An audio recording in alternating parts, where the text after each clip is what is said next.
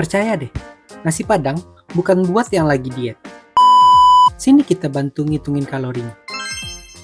Sepiring nasi Padang itu 175 kalori.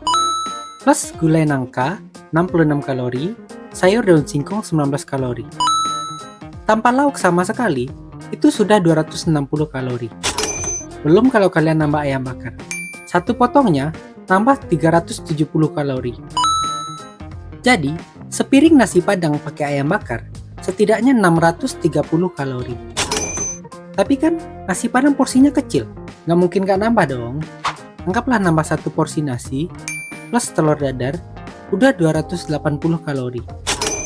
Belum lagi kalau nasinya ditambah kuah, bumbu rendang, nambah kerupuk kulit, disiram kuah, belum minumnya es teh manis.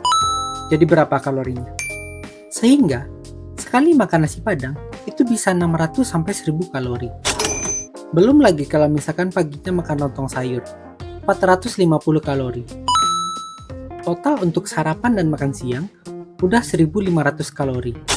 Sementara kebutuhan harian orang dewasa berkisar 2000 hingga 2500 kalori.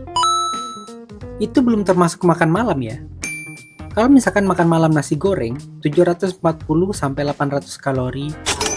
Terus pulang-pulangnya beli martabak 430 kalori. Minum teh talua 105 kalori.